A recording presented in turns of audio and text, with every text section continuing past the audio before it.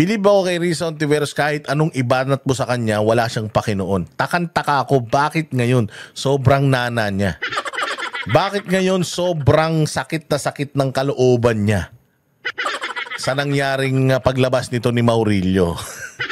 Kayo na bahala sumagot. Ito yung sinabi ni Ontiveros sa kanyang press con.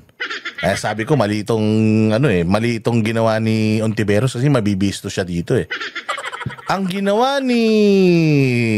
sinabi ni Risa Ontiveros, may nag-message, kinidnap daw siya. Inactivate ko or sinabi ko sa Davao City, kaya pinuntahan yung Glory Mountain. Tapos, kinaumagahan, biglang nagkaroon ng video confession itong Maurilio. Nag-message siya sa akin na kinidnap siya, kaya ko siya pinapuntahan. Tapos kinaumagahan, biglang naglabas siya ng video. Ano yung nakikita nyong doon? Mali doon sa istorya na yon. Kung sinasabi ni VP Sara na nabasa ko na yan bago pa siya magsalita. Ang tanong, gaano katagal nang nabasa ni VP Sara yun? Halimbawa, paano pag sinabi ni VP Sara na 2 months ago, nabasa ko na yan. So ibig sabihin, 2 months ago or hindi na makita etong Maurilio. Kasi nga, according to Maurilio, siya daw ay itinitira sa kondo nito. So kung siya itinitira sa kondo nito, so syempre may gwardiya yung kondo na yan. Alam nila kung umuuwi pa dyan o hindi na. O kaya, mini-message siguro nila, hindi na sumasagot. Kaya nag-alala sila. Kaya ito is pwedeng istorya to, pwedeng mali, pwedeng hindi. Pero malamang mali. Malamang hindi totoo to malamang hindi totoo to. Pwedeng ako, dahil hindi na nga natin makontak, dahil kinakabahan na tayo, parang nag-missing in action na tong mokong na to. Pucha, gumawa na tayo ng istorya na kinidnap ng KOJC nasa Glory Mountain, puntahan nyo dun. Walang ibang tatakbuhan yan kundi dun lang.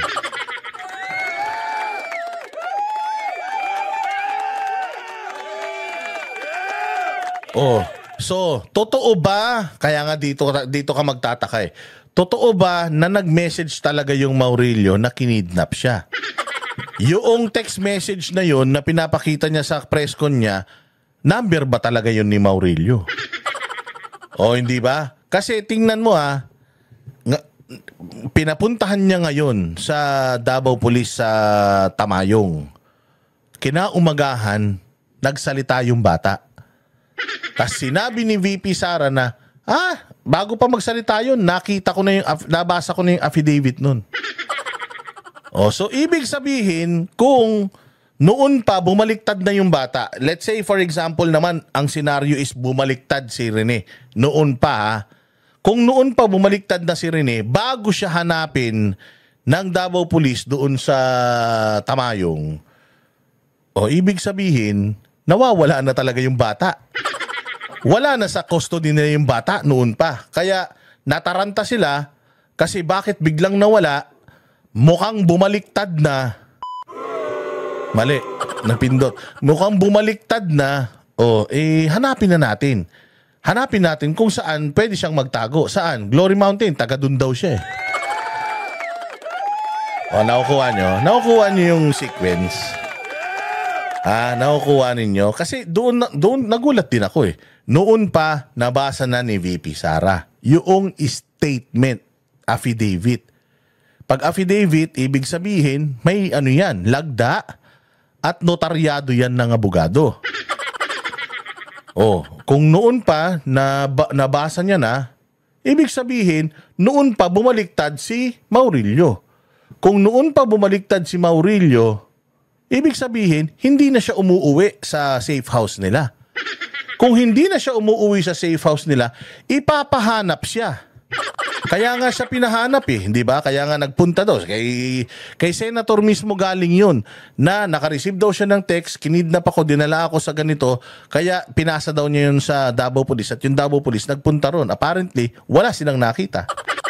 Wala dun yung tao. Di ba? So ngayon, magkakaroon ka ng tanong, totoo ba na nag-text sa'yo na nagpaparescue o hinahanap nyo kasi nawawala na siya? Yun ang tanong. Hinahanap nyo siya dahil nawawala na siya, wala na siya sa safe house. Kasi siya din ang nagsabi nun, di ba? Sabi niya, doon sa safe house, dito 2024, nandito ako, buo sa kondo niya. Yun nga, kailangan pang anuhin yun kailangan malaman saan yung kondo na yun. Kay Ma'am Risa ba talaga yun? Kasi ako talaga hindi ako naniniwala dito kay Rene Pero inaano ko lang, parang tinitingnan lang natin lahat ng anggulo. Di naman tayo investigador, wala naman tayong alam sa buhay. Pero pinag-uusapan lang for the sake of conversation, di ba? Ngayon itong Maurilio na to, 'di ba? Sabi niya 2025 nilipat siya sa isang safe house. Nakita niya pa nga daw doon yung nakita niya may mga binanggit siyang mga pangalan na nandoon sa na 'yon, sa safe house na 'yon. Delikado pa nga yung mga pangalan na nandoon Sabi nila nakalabas na daw sa Pilipinas pero nandoon pa pala. O kung sakali man nakita niya doon tapos pinalabas ng Pilipinas, 'di ba? Hinahanap nila noong nakaraan. Teka. 'Di ba sabi niyo 'Di ba sabi niyo hindi nyo alam paano nakalabas yan. But anyways, moving on, nilagay daw siya sa bagong safe house. Siguro napansin na ng bata, teka, nilagay na naman ako sa bagong safe house, mukhang wala na to mukhang matamlay na to mukhang wala na akong future dito, mukhang wala na akong mahuhut-hut dito, kung totoo man ang huhut-hut yan. Di ba? Kaya ayun, siguro bumaliktad na siya o baka kinonsensya na siya. Di ba? Hindi mo alam. Pero ang bottom line, hindi na siguro siya umuwi dun sa safe house na yun for some time. Kaya nag-alala na sila. Bakit? Buong 2024 nasa amin ka, 2025 early nasa amin ka. Bakit biglang nawala ka? Pag nawawala, anong unang ginagawa? Pinapahanap. Si Senator mismo nagsabi, pinahanap niya sa PNP. Pero, ang istorya niya, pinahanap ko kasi may nag-text sa akin. May nag-text sa akin na sinasabi niya ganito, sinasabi niya ganyan. Kaya pinapuntahan ko. Pwedeng totoo yung sinasabi ni Risa. Pwedeng, kaya niya pinapahanap. Kung totoo naman yung sinasabi ni Maurilio, kaya nila pinapahanap si Maurilio kasi nawawala na siya. Yan yung dapat yung pag-isip. Ngayon, nasa inyo na yan kung kanino kayo maniniwala, sa sinungaling na si Maurilio o sa sinungaling na si Risa. Kasi at the end of the day, parehas naman talaga silang sinungaling Kasi si Maurilio nagsinungaling siya sa una niyang testimonya, binawi niya yon. Di mo alam kung pagbawi niya, nagsasabi na siya ng totoo kasi sinungalingan pa rin. Wala nang kredibilidad ang isang tao na nagsinungaling na. Pero kung inusig nga ng konsensya at merong intervention galing sa langit, pwedeng maniwala ako sa kanya. Pero napakahirap patunayan yan. Ngayon, eto naman si Risa Ontiveros na dati na ring, according to Topacio dati nang may mga issue ng mga katulad din nitong nangyari kay Maurilio. Dati nang may mga issue ng di umano tanim witness daw. So kanino tayo maniniwala? Sa isang taong senador na walang reputasyon o sa isang testigo na walang reputasyon? Either way, isa sa kanila nagsasabi ng kasinungalingan, isa sa kanila nagsasabi ng katotohanan.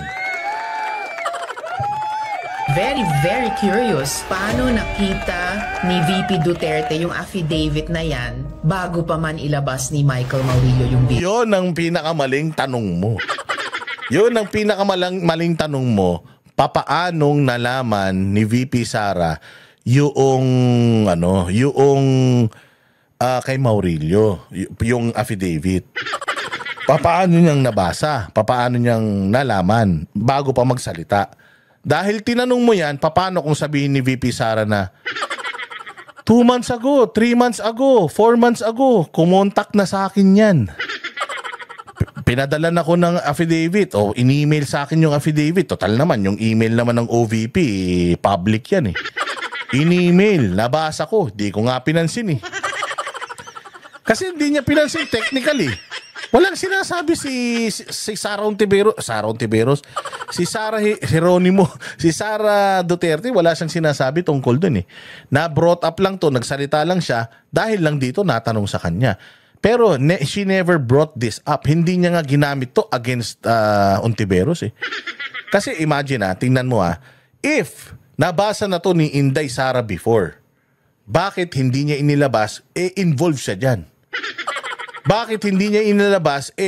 Ito na yung pagkakataon para makabawi ako sa'yo, Risa Ontiveros. Bakit hindi niya ginawa yun? Kasi nga, si Sara, hindi yan basta-basta naniniwala. Hindi yan katulad ninyo. Hindi yan katulad mo, Risa Ontiveros, na labas na lang ng labas kahit hindi pinagpaplanuhan.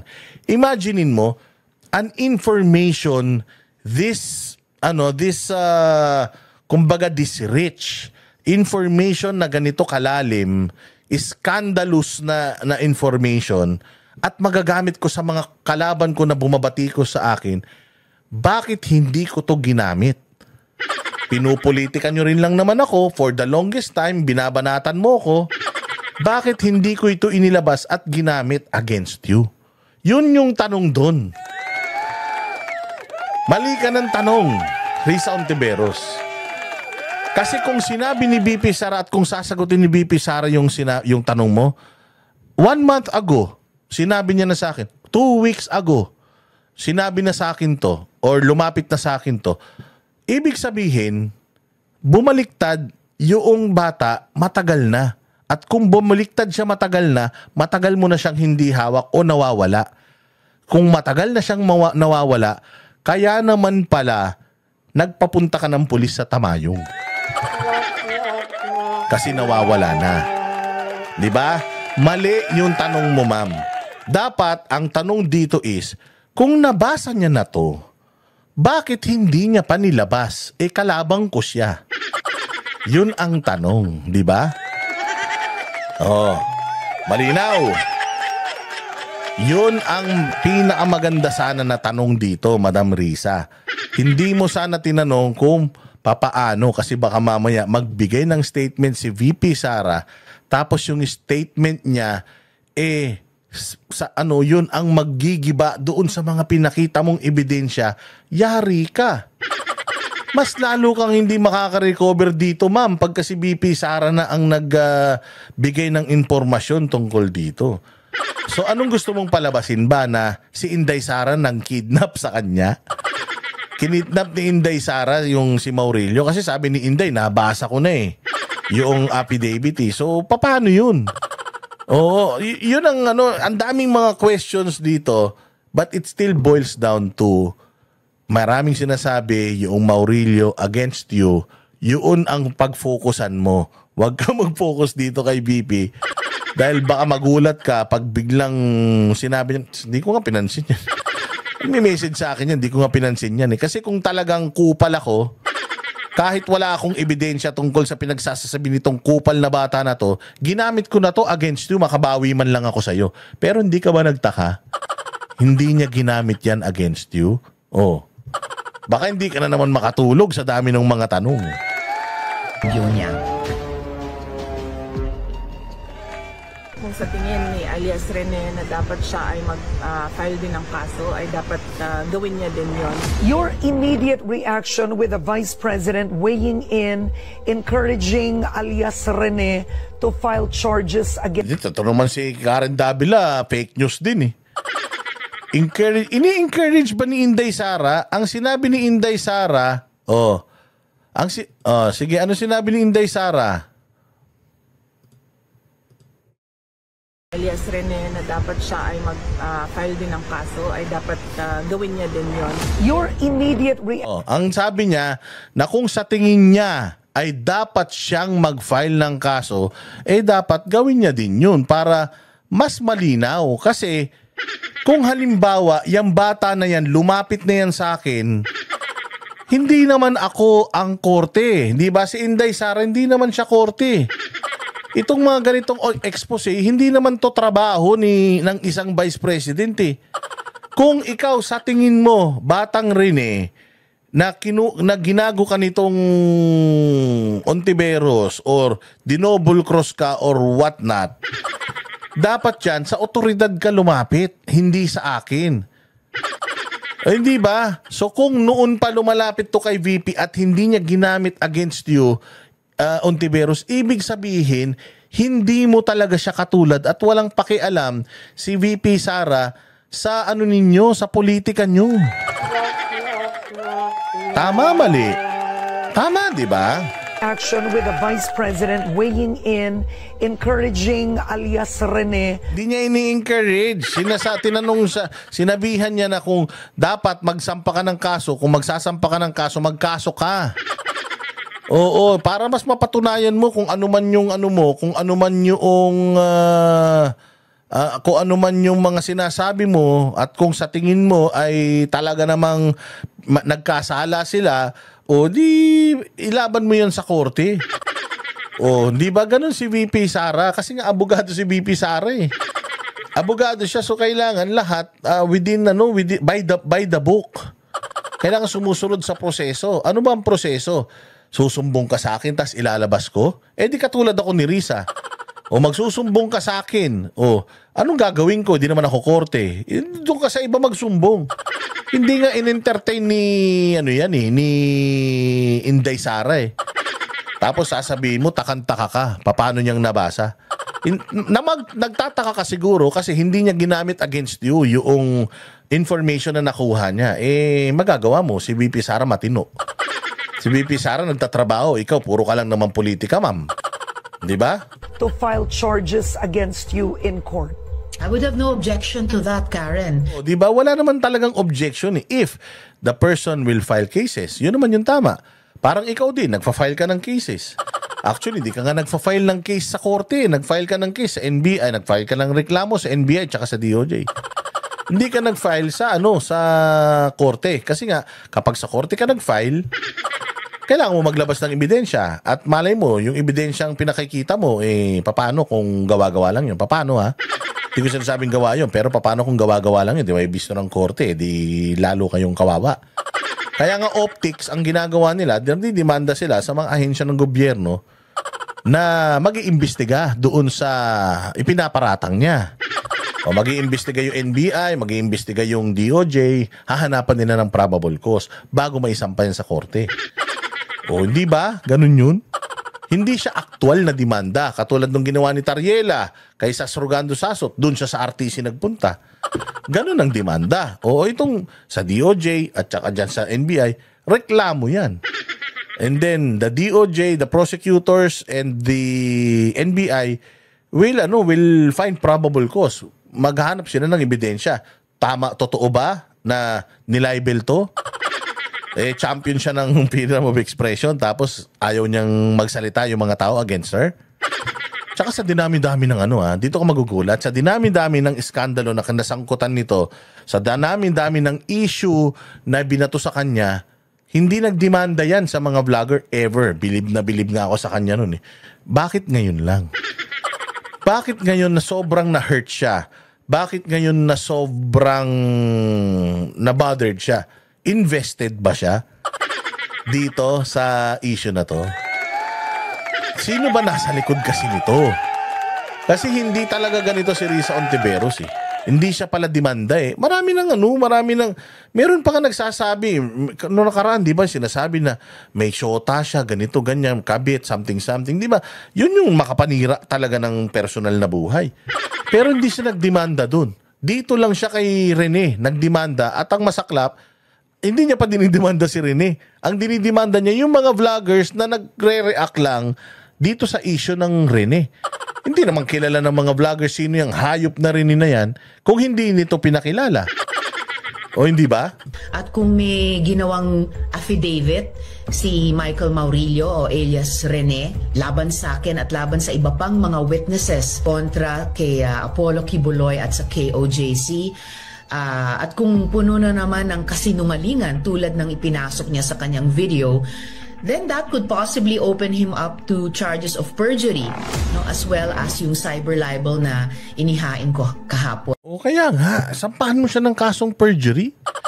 Sampahan mo siya ng kasong... so, ibig sabihin, kung nag-perjury siya, nagsinungaling siya sa korte, sa Senado, perjury Kung kakasuhan niyo siya ng perjury, ibig sabihin, kasinungalingan yung sinabi niya diyan sa Senado. Kung kasinungalingan yung sinabi niya sa Senado at ina-acknowledge niyo yun kasi nagfa-file nga kayo ng perjury. Kasi ano ba yung perjury? Ang perjury is under oath ka, nagsinungaling ka.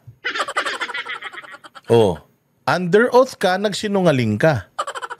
Hindi perjury yung sinabi niya sa video kasi hindi siya under oath dun. Video na yun, personal yun at hindi ginamit ng Senado yun. Ang under oath siya is yung sinasabi niya sa Inday Sara, si Duterte, ganito, ganyan, si Pastor, ganito, ganyan, yung mga administrator, ganito, ganyan. Yun yung perjurious na statement niya. So if you're saying nakakasuhan mo siya ng perjury, nagsinungaling siya sa korte. So ibig sabihin, inaamin mo na nagsinungaling siya sa Senado. Tama? So kung nagsinungaling siya sa Senado, dapat lahat ng statement niya sa Senado strike out na. At dapat palayain na natin si Pastor Apollo Kibuloy kasi base sa kasinungalingan yung mga ikinaso sa kanya. Hindi maniwala And of course, Karen, I'm very, very curious. Paano nakita ni VP Duterte yung affidavit na yan? Maganda yan. Sa susunod na interview kay VP, paano mo daw nalaman yung affidavit? Yun na. Sasagutin niya ngayon yan. Narinig ko yan 2 weeks ago, 1 week ago, 3 weeks ago, 2 months ago. Nakita ko na yan. Dinedma ko lang yan. So ibig sabihin, kung nakikipag-coordinate na, nakikipag-usap na itong bata doon sa mga pineste niya, nakonsensya siguro siya, so ibig sabihin, noon pa wala sa kanila yan. At kung wala sa kanila yung bata na yan, kaya nung tinanong si Risa Ontiveros, kailan mo ma'am na nasa custody niyo itong batang to? Kailan yung huli? Hindi niya nasagot di ba? Hindi niya nasagot ng eksakto nung tinanong siya, kailan niyo huling nasa pangangalaga nyo tong batang to. Never niyang nasagot yun. So kung hindi niya nasagot yun, malamang sa malamang nga, itong batang to, tumakas, nawala, hinanap nila, nung nag-audit sila, nag-inventory sila ng mga ebidensya nila, puta, nawawala na yung bata. Ayun na, putya, bumaliktad na to. Hanapin nyo. Di ba ganun yung mga yung mga sa pelikula? Nasaan yung Hanapin yung bihag. Joke lang. Napakapikon pa naman ito ni Ma'am Risa pagdating dito sa issue na to. Again believe ako kay Risa Ontiveros, kahit anong ibanat mo sa kanya, wala siyang pakinoon. Takang-taka ako, bakit ngayon sobrang nana niya? Bakit ngayon sobrang sakit na sakit ng kalooban niya sa nangyaring paglabas nito ni Maurilio? Kayo na bahala sumagot. At yun nga mga kababayan, anong masasabi niyo sa balitang ito? Maaring ihayag ang inyong opinyon at kuro-kuro sa comment section sa ibaba. Huwag din kalimutang mag-like, mag-subscribe at mag-share sa bidyong ito. Maraming salamat sa panonood.